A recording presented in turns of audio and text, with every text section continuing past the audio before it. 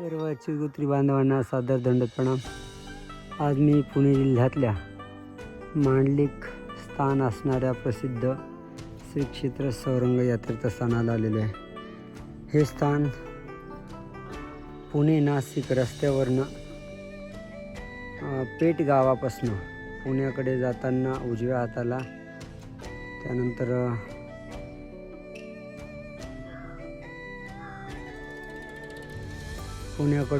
पुण्याकडे जाताना उजव्या हाताला, पुण्याकडून म्हणजे नाशिककडे जाताना डाव्या हाताला आहे. छान असं मंदिर आहे, मांडलिक आहे, रम्य परिसर आहे. तुम्ही जर पुण्याच्या परिसरात राहत असाल तर तुम्हाला जवळजवळ सगळ्यांना माहितीच आहे हे मंदिर. आणि जे बाहेरचे आहे, जे पुण्यापासून दूर राहणारे अथवा पुण्यात नवीन आहे, त्यांनी नक्की या इकडे. धन्यवाद. पुण्याकडे जाताना पुन्हा एकदा सांगेल, पुण्याकडे जाताना राजगुरुनगरच्या अलीकडे घाटाच्या नंतर म्हणजे घाटाच्या अगोदर, राजगुरुनगरचा जो घाट आहे त्याच्या अगोदर हे मंदिर आहे. आणि खालचा घाट कोणता आहे म्हणजे माहिती नाही, आय थिंक सो, मला माहिती नाही चूक बरोबर, पण कदाचित याचा घाट असेल तो. आळे फाटाच्या अलीकडचा घाट, त्याला कोणता घाट म्हणतात माहीत नाही, त्या घाटात आहे. म्हणजे हे दोन्ही बाजूने घाट आहे. तुम्हाला चारही बाजून दाखवण्याचा प्रयत्न करते.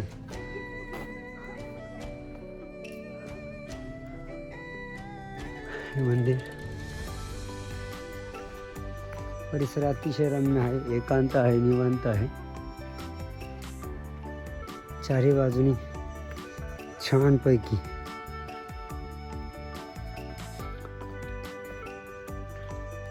चारही बाजून छानपैकी डोंगर, पाणी आहे. इकडनं पण एक गेट आहे.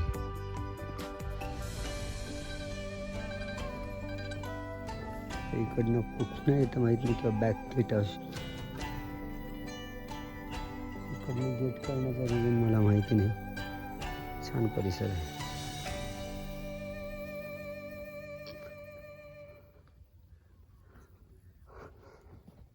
अत्यंत रम्य ठिकाण आहे. बघूयात एखाद्या वेळेस या ठिकाणी आपला प्रवचनाचा कार्यक्रम इथले ट्रस्टी जे काही संबंधित लोक आहेत त्यांना विचारून करूयात. कारण मला परिसर आलो होतो अगोदर, परंतु एवढं कधी ऑब्झर्वेशन केलं नव्हतं.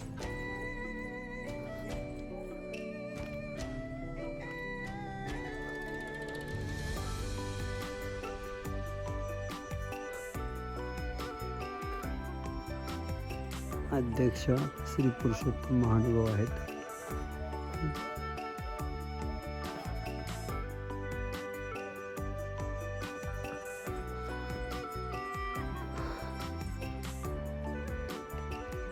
या ठिकाणी मला साल आय थिंक 18 का 19 मध्ये आपण नामस्मरण कार्यशाळा आयोजित केली होती या ठिकाणी. आणि त्या कार्यशाळेला जवळ 50-60 लोक आले होते त्यावेळेस. अत्यंत छान आहे.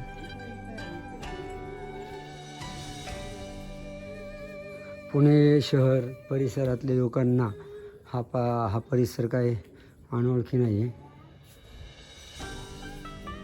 सगळ्यांना ओळखीचा आहे. हा सुवर्णगड पण नाव घेतलेलं आहे. धन्यवाद.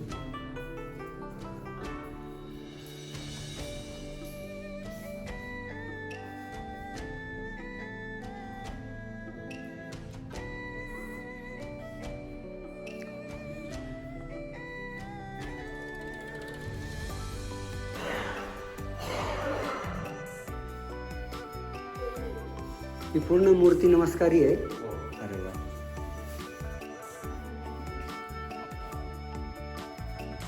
हा विशेष श्री दत्तात्रय विशेष आहे. हे पूर्ण नमस्कारी मूर्ती आहे. आणि ती पुजारी भाऊ आहे. नाव काय भाऊ? बाबासाहेब दत्तात्रय कपाटे. बाबासाहेब दत्तात्रय कपाटे इथले पुजारी आहेत. आमचे 5व्या पिढीतले नाना शास्त्री मुनी होते. त्यांना कणगी तुऱ्याचा गाण्याचा नाद होता.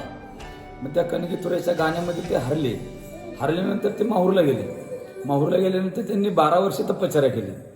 12 वर्षानंतर त्यांना दत्तात्रय प्रभूंनी मानवेशामध्ये दर्शन दिलं. जा म्हणे विजय होशील. मग ते म्हणले तुम्ही दत्तात्रय प्रभू याला पुरावा काय म्हणे हात पुढं कर, मग तुला पुरावा देतो म्हणे. मग हात पुढे केल्यानंतर त्यांच्या हातामध्ये हा विषय आला. विषय आल्यानंतर ते म्हणे जा सुवर्णगिरीच्या डोंगरावर माझी स्थापना कर. 7 पिढ्या दिले वरदान कधी नाही हरणार. मग ते माहूरून निघाले. इथं गडावर न येता घरी गेले. ते घरी गेल्यानंतर पहाटे परत 3 वाजता त्यांना दृष्टांत झाला. तुला मी गडावर जायला सांगितलं सुवर्ण गडावर, तू घरी कशाला आला म्हणून. मग पहाटे 3 वाजता ते उठले, परत इथं गडावरती आले. ते मग इथं आल्याच्या नंतर ते बरेच दिवस असं ओपन स्थान होतं विशेष. 2-3 वर्षानंतर तिच्यानंतर त्यांनी 5 पत्रे टाकले. 5 पत्रे टाकल्यानंतर मग छोटस तिच्यानंतर दुसऱ्या पिढीमध्ये 11 बाय 11चं मंदिर बांधलं.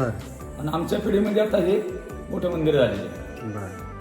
ही मूर्ती पूर्ण नमस्कारी आहे. पूर्ण नमस्कारी मूर्ती आणि माहूरच्या श्री दत्तात्रयांच्या तिथल्या स्पर्शाची पाषाणाची मूर्ती पूर्ण पण पाषाणाची मूर्ती करत नाही म्हणजे दत्तप्रभूंच्या असं म्हणतात ना. बरोबर करत नाही असं आहे. पण ते देवाची इच्छा असेल काय असेल ते देवाची इच्छा नाही. एरवी दत्तात्रय प्रभूंच्या विशेषाची मूर्त पंथात कुठे पाहायला मिळत नाही. अशा रीतीने हे तुम्हाला मंदिर आहे. पुन्हा एकदा सांगेल की जर आलात पुणे परिसरामध्ये पुण्याकडे जात असताना उजव्या हाताला पेठ गावापासून, नाशिककडे जाताना डाव्या हाताला पेठ गावापासून नक्की या. छान मंदिर आहे, एकांत आहे, निवांत आहे.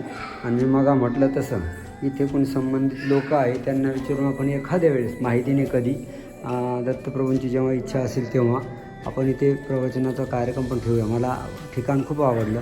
अर्थातच मी 2018-19 साली मग म्हटलं तसं नामस्मरण कार्यशाळा दिवसभराची राबवली होती आणि त्याला अर्थात पुणेकरांनी खूप चांगला प्रतिसाद दिला होता. भेटूया पुढच्या व्हिडिओमध्ये. तोपर्यंत सर्वांना दंड प्रणाम.